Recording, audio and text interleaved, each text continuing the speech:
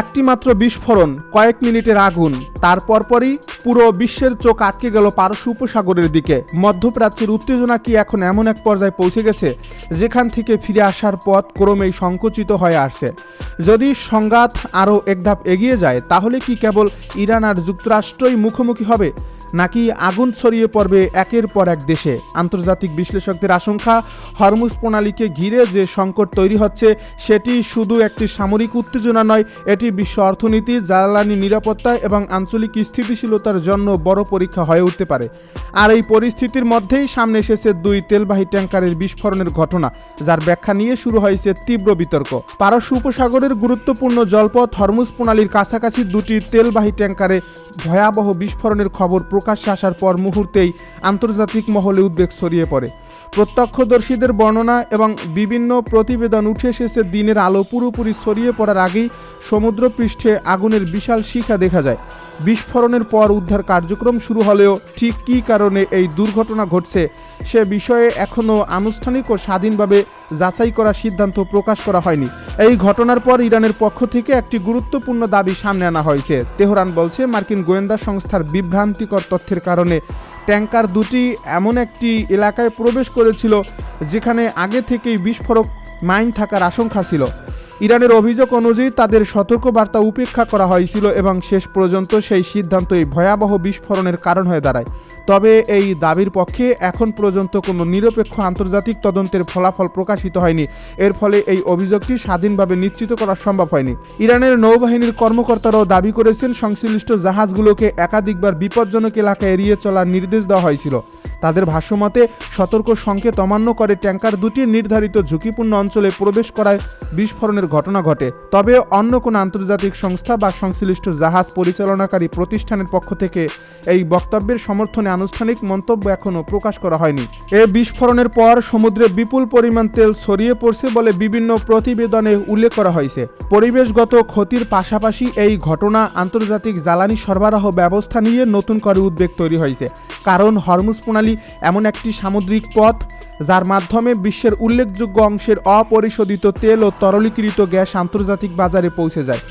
এই পথের নিরাপত্তা বিঘ্নিত হলে তার প্রভাব কেবল মধ্যপ্রাচ্যে সীমাবদ্ধ থাকে না, এশিয়া, ইউরোপ এবং বিশ্বের অন্যান্য অঞ্চলেও জ্বালানির মূল্য ও সরবরাহে চাপ সৃষ্টি হতে পারে। এর মধ্যেই ইরানের পক্ষ থেকে আরও কঠোর ভাষায় সতর্কবার্তা দেওয়া হয়েছে। তেহরান জানিয়েছে যদি তাদের নিরাপত্তা ও সার্বভৌমত্বের বিরুদ্ধে চাপ অব্যাহত থাকে তাহলে হরমুজ প্রণালী দিয়ে স্বাভাবিক বাণিজ্যিক চলাচল মারাত্মকভাবে ব্যাহত হতে পারে। কিছু ইরানি কর্মকর্তা এমনও ইঙ্গিত দিয়েছেন যে পরিস্থিতি আরও অবনতির দিকে গেলে তেল ও গ্যাস পরিবহনে বড় ধরনের বাধা সৃষ্টি হতে পারে। তবে বাস্তবে এমন সিদ্ধান্ত কার্যকর হবে কিনা তা এখনও অনিশ্চিত। আন্তর্জাতিক বিশ্লেষকদের মতে হরমুজ প্রণালীকে ঘিরে প্রতিটি উত্তেজনায় বিশ্ববাজারে দ্রুত প্রতিক্রিয়া তৈরি করে, কারণ এই সংকীর্ণ জলপথ দিয়ে প্রতিদিন বিপুল পরিমাণ জ্বালানি পরিবহন হয়। এর ফলে সামান্য সামরিক উত্তেজনা ও বিমা খরচ বাড়িয়ে দিতে পারে, জাহাজ চলাচল ব্যাহত করতে পারে এবং আন্তর্জাতিক বাজারে তেলের দাম বৃদ্ধি করতে পারে। অতীতে এমন পরিস্থিতিতে বিশ্ববাজারে তাৎক্ষণিক মূল্য বৃদ্ধির নজিরও রয়েছে। অন্যদিকে যুক্তরাষ্ট্রের পক্ষ থেকে বিস্ফোরণের ঘটনা কিংবা ইরানের অভিযোগ সম্পর্কে তাৎক্ষণিক কোনো বিস্তারিত আনুষ্ঠানিক প্রতিক্রিয়া প্রকাশ করা হয়নি। ওয়াশিংটনের এই নিরাপত্তা নিয়ে বিভিন্ন মহলে নানা ধরনের বিশ্লেষণ শুরু হয়েছে। কেউ মনে করছেন তদন্ত শেষ না হওয়া পর্যন্ত যুক্তরাষ্ট্র সতর্ক অবস্থান নিতে চাইছে। আবারও অন্যদের মতে কূটনৈতিকভাবে পরিস্থিতি আরও জোর হয়ে না ওঠার জন্য প্রকাশ্যে মন্তব্য এড়িয়ে যাওয়া হতে পারে।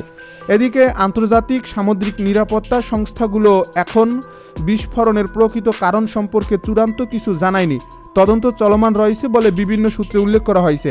এর ফলে এটি দুর্ঘটনা, নাশকতা নাকি পরিকল্পিত হামলা সেই প্রশ্নের নির্ভরযোগ্য উত্তর এখনও পাওয়া যায়নি। এই অনিশ্চয়তাই পরিস্থিতিকে আরও সংবেদনশীল করে তুলছে।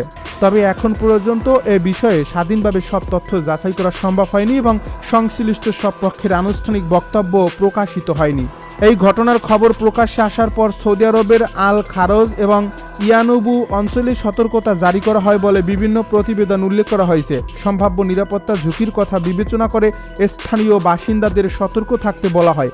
কিছু সময় পরিস্থিতি পর্যবেক্ষণের পর কর্তৃপক্ষ জানায় তাৎক্ষণিক ঝুঁকি আপাতত কেটে গেছে এবং স্বাভাবিক কার্যক্রম পুনরায় শুরু হয়েছে। তবে ক্ষেপণাস্ত্রটি ঠিক কোথায় আঘাত এনেছে, কোনো ক্ষয়ক্ষতি হয়েছে কিনা কিংবা আকাশ প্রতিরক্ষা ব্যবস্থা সেটিকে প্রতিহত করতে সক্ষম হয়েছে কিনা এ বিষয়ে এখন স্পষ্ট কোনো সরকারি তথ্য প্রকাশ করা হয়নি। এই নীরবতাই পরিস্থিতিকে আরও জটিল করে তুলছে, কারণ সামরিক সংঘাতের ক্ষেত্রে প্রাথমিক কয়েক ঘন্টা বা কয়েকদিন অনেক সময় সবচেয়ে গুরুত্বপূর্ণ হয়ে ওঠে। সংশ্লিষ্ট পক্ষগুলো প্রায়ই কৌশলগত কারণে তাৎক্ষণিকভাবে সব তথ্য প্রকাশ করে না। এর ফলে আন্তর্জাতিক গণমাধ্যম, নিরাপত্তা বিশ্লেষক এবং গোয়েন্দা পর্যবেক্ষকদের মধ্যে নানা ধরনের মূল্যায়ন ও আলোচনা শুরু হয়েছে। তবে নিশ্চিত প্রমাণ ছাড়া কোনো দাবিকে চূড়ান্ত সত্য হিসাবে গ্রহণ করার পরামর্শ দিচ্ছেন বিশেষজ্ঞরা। বিশ্লেষকদের মতে এই ঘটনাটি কেবল একটি ক্ষেপণাস্ত্র নিক্ষেপের বিষয় নয়, বরং এর সঙ্গে জড়িয়ে আছে বৃহত্তর আঞ্চলিক শক্তির ভারসাম্য। সৌদি আরব বহু বছর ধরেই যুক্তরাষ্ট্রের অন্যতম গুরুত্বপূর্ণ নিরাপত্তা অংশীদার। এই দেশটিতে মার্কিন সামরিক উপস্থিতি শুধু সৌদি আরবের নিরাপত্তার জন্য নয়, বরং পুরো উপসাগরীয় অঞ্চলে যুক্তরাষ্ট্রের কৌশলগত অবস্থানেরও গুরুত্বপূর্ণ অংশ। এর ফলে এমন কোনো হামলার দাবি স্বাভাবিকভাবেই ওয়াশিংটনের নিরাপত্তা পরিকল্পনাকে নতুন করে আলোচনা নিয়ে এসেছে। এরই মধ্যে হরমুজ প্রণালীকে কেন্দ্র করে ইরান যুক্তরাষ্ট্রের মধ্যে উত্তেজনা কয়েক দফা বেড়েছে। বিশ্বের জ্বালানি সরবরাহের জন্য অত্যন্ত গুরুত্বপূর্ণ এই জলপথকে ঘিরে দীর্ঘদিন ধরেই দুই পক্ষের অবস্থান ছিল মুখোমুখি। সাম্প্রতিক সময়ে বিভিন্ন সামরিক তৎপরতা, নৌমহড়া, ড্রোন নজরদারি এবং পারস্পরিক কঠোর বক্তব্য সেই উত্তেজনাকে আরও বাড়িয়ে তুলছে। এর ফলে নতুন ক্ষেপণাস্ত্র হামলার দাবিকে অনেকেই বৃহত্তর সেই উত্তেজনার ধারাবাহিকতা হিসেবে দেখছেন।